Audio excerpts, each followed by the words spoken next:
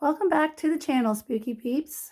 We're going to take a look at the town and the town outskirts today of my 2024 Spooky Town build. Let's start over here in the back of town. Now, I'm hoping to do some lighting here with a flashlight. I know, not very professional, but best I can do here. So we're looking at the back wall of the town here. And this area is built up.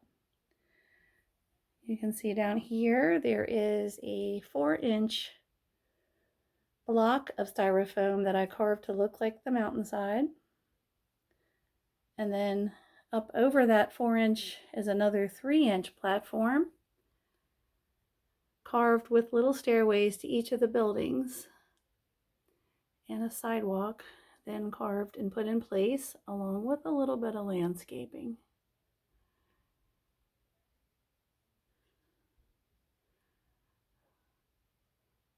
So I added a variety of buildings, a post office, the future looks dark, zombie cafe, we have a tattoo parlor and a butcher shop sitting right up here in the corner. Now if we are moving down a level, we come down the stairway and we have the Terror Tavern sitting there. The Ghost Academy sits right behind the Department 56 Ghostbusters Firehouse. A haunted library in the center of town. And then if we move back here to the town square, we can see the Phantom Apartments in the background with the new movie theater that was released this year from Limax. Dr. Pins and Needles is in the back there.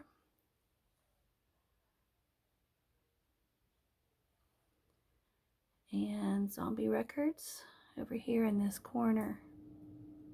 Now to open up that town square, I left this little spot in the front building free.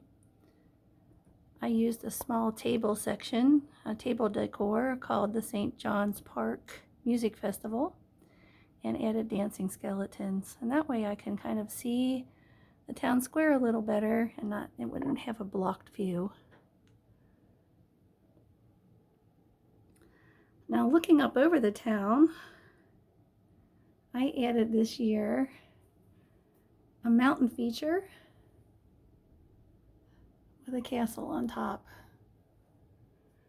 This mountain was made with 4-inch chunks of styrofoam that I carved into to look like a mountain. And then once that was complete, I added another platform right under the castle to lift it even higher.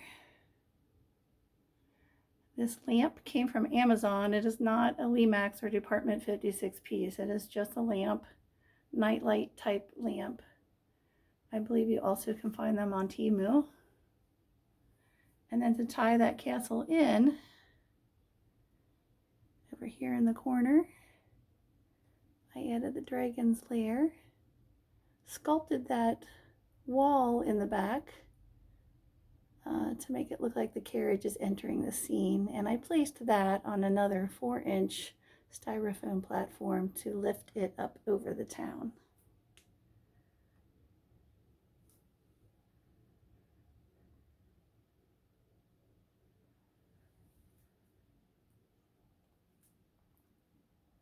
And as you can see, all those different levels give this town a great view.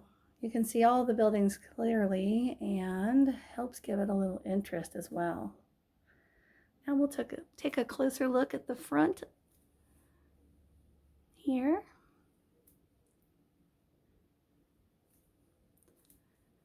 Now this front section is dropped just about an inch. And I did that so that I could put that little drainage area in for Pennywise here. I also then Made a water feature with the glue gun.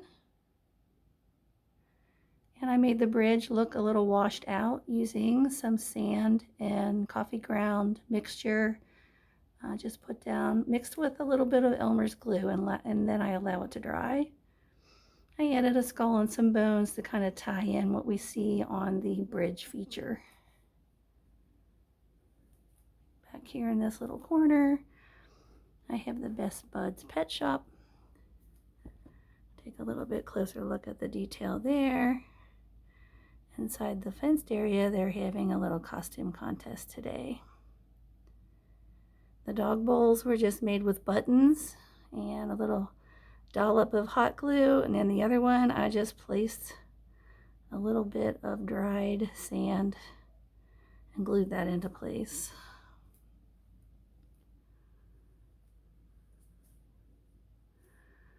On the corner here we have the Ghoulie Grocer.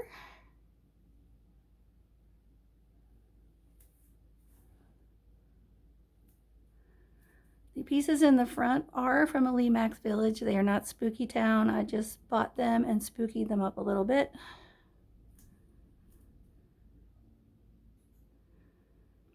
I have the Ghost Writers Bookstore.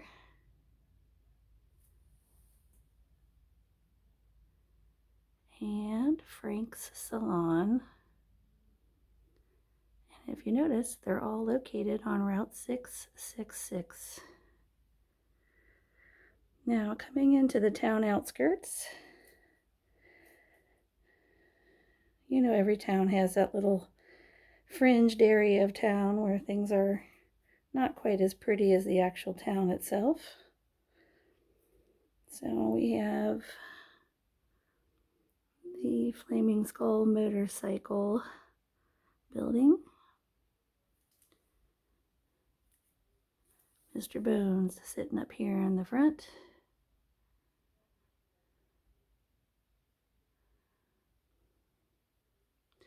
Right next to it is the town junkyard.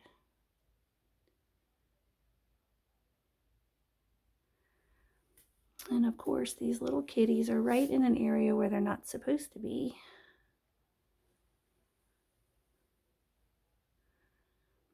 It's a dead zone construction.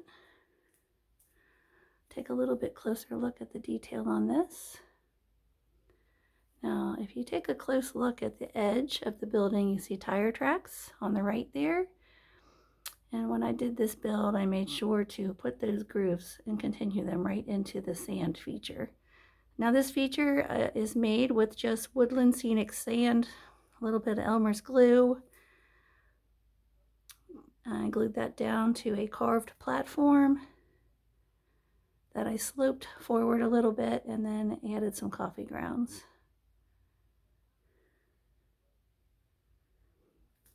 Carried that down into the street to make it look like it washed away here.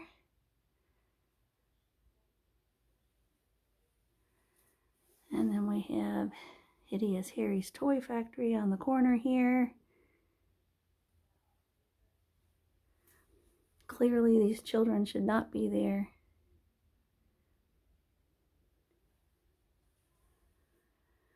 Okay, moving up to the next level, we can take a look at the Wasteland Pub.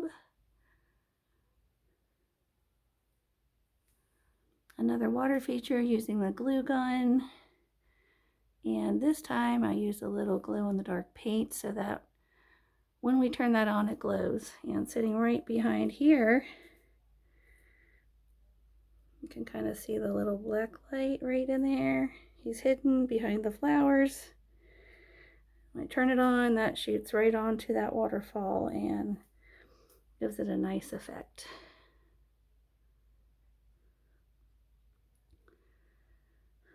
And that ooey gooey stuff is coming from the Mystery Meat Factory. And if you notice, I could not resist putting in a few spam signs. Then over here, it looks like our factory workers are grilling out some mystery meat and having a few cold ones from the Woolavat Brewing Company.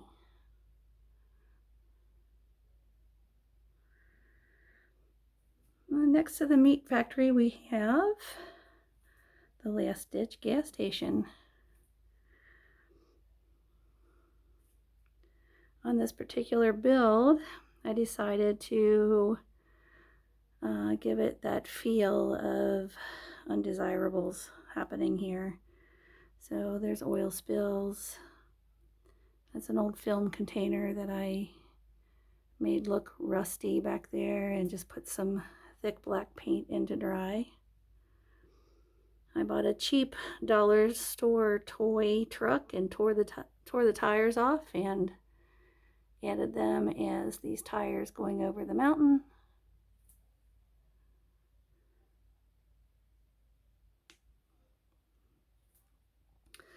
And then if you follow the stairway up the mountain, we get to Home Depot.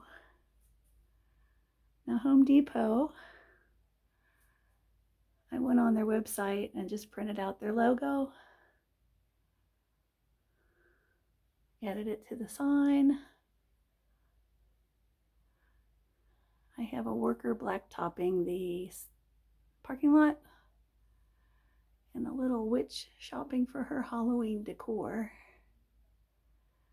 And over here in this corner, this finishes off the front corner of the build. I have the custom hot rod shop, which wraps right around the corner here.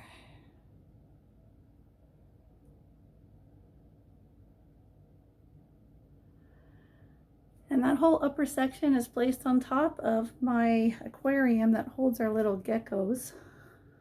So in order to cover that, I just purchased the graphics that you buy for the back of the aquarium and wrapped them around the front. This particular aquarium opens in the front to allow to clean the cage. So I leave the left on the whole time. I put the right section on. I just tape it on when I'm taking pictures or filming or inviting people over to see the actual build. But you know, you could purchase those if you have a small build and just need a background section. You could buy a piece of foam core and either just tape that or glue it right over the foam core and you would have a great background. And they have obviously all different kinds of scenes that you can purchase for aquariums, so you could purchase one to fit your scene. And so that's an overview, daylight view of the town and the town outskirts. I hope you got something from this video today that you could use for your own village. Or if you're thinking about villaging, hopefully it gives you some ideas on how to get started and how to work these pieces so that you can see everything laid out nicely. I thank you for joining me today. In the next video, we will cover the cemetery build, which is a small build, won't be as long of a video, but I'll give you some tips and tricks on what I did to make that look as realistic as possible as well. So thank you for joining me, and I hope to see you come back.